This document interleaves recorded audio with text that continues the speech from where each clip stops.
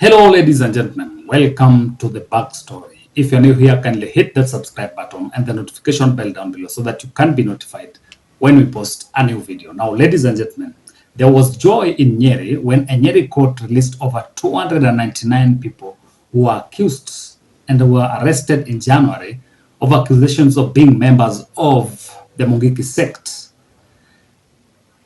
Now the members were arraigned in court in January 14th, whereby they were released on bond, and then the hearing and the final determination of their verdict was to be made today. And today the court has released them on account that there was no evidence. I want us to listen in or watch the video, then we'll get back.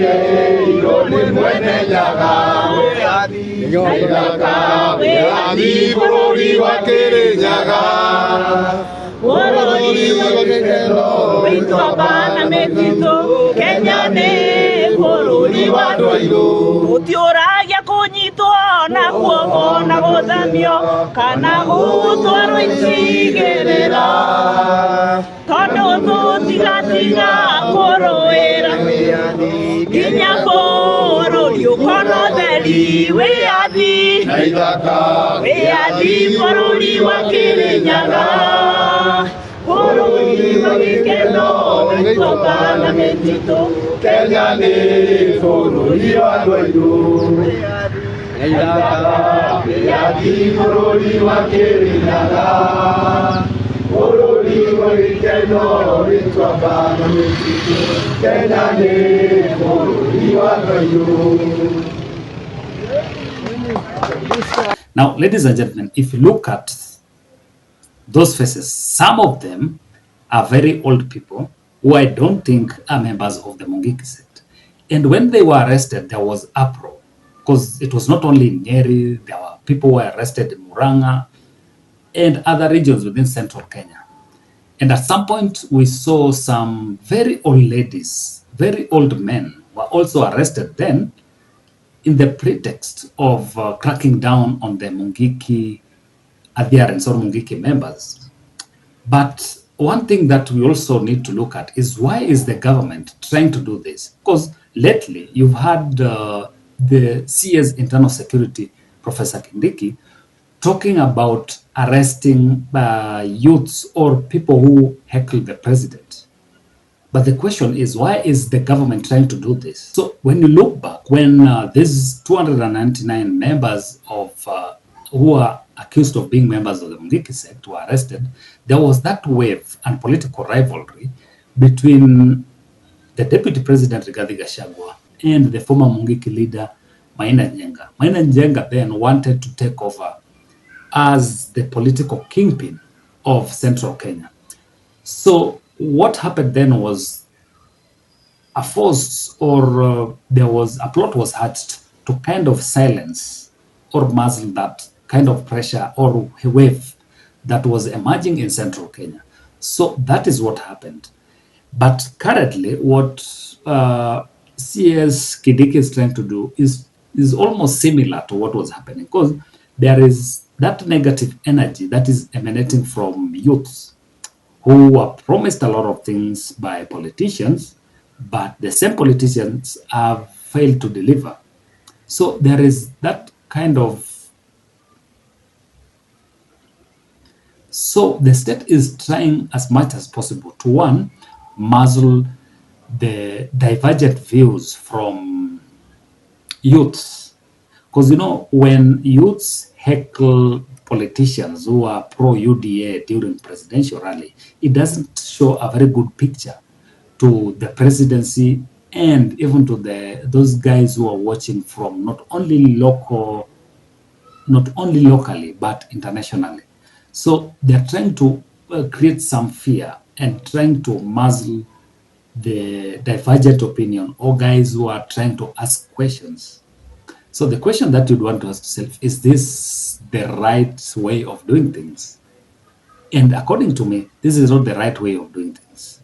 What the state or the government needs to do is to address the main issues here. And the main issues are trying as much as possible to deliver on the promises that they made to Kenyans. And that's because however much we try to muzzle, however much the state tries to muzzle these divergent views or guys who are trying to question what is going on, it's like a volcano which is boiling slowly and eventually it will erupt. Because if you look at what has been happening, these are youths who are questioning what is happening. And over time, as we approach the general election, the state will not be able to control them.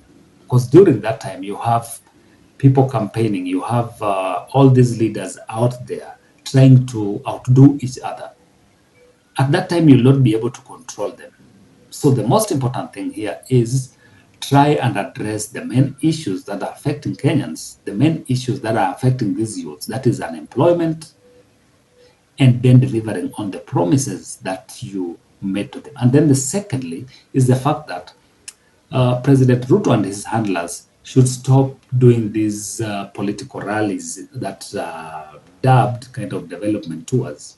Because in those rallies, that is where these Kenyans who are unemployed, Kenyans who do not have anything to do, will find time to go and listen to their political leaders. And when you give these political leaders an opportunity to talk, some of them have failed to deliver on the promises. So most definitely, they will be heckled. And the other question that rises is, even if you arrest all these Kenyans, what are you going to charge them for? I think that is a question that has been asked by so many lawyers in Kenya, including Miguna.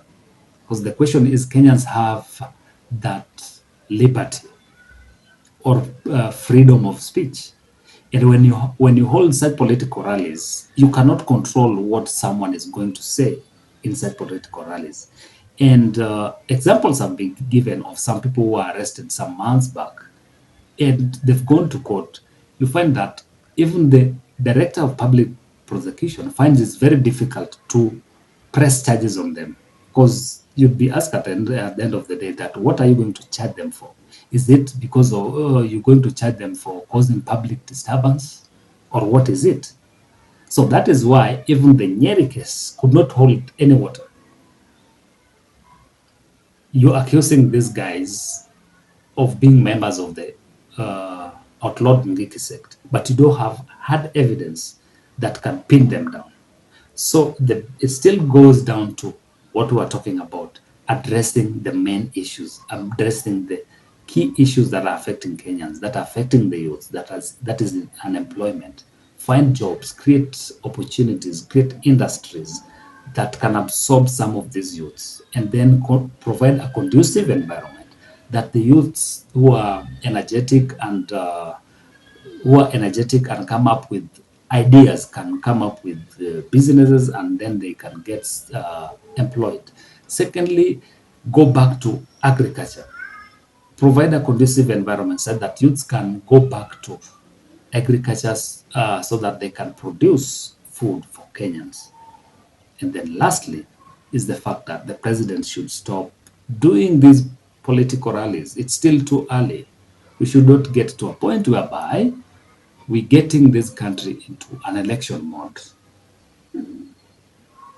Because at the end of the day, we are not going to control these youths. But the most important thing is that we are happy that these guys have been released, and the authorities need to not just intimidate youths, but come up with something that will help Kenyans. So, ladies and gentlemen, that is it from us. We are happy for the guys who have been released. Now, we'll keep monitoring what is going on in the political scene and any other developments. So keep it here. And if you're new here, kindly hit the subscribe button and the notification bell down below so that you can be notified when we post a new video.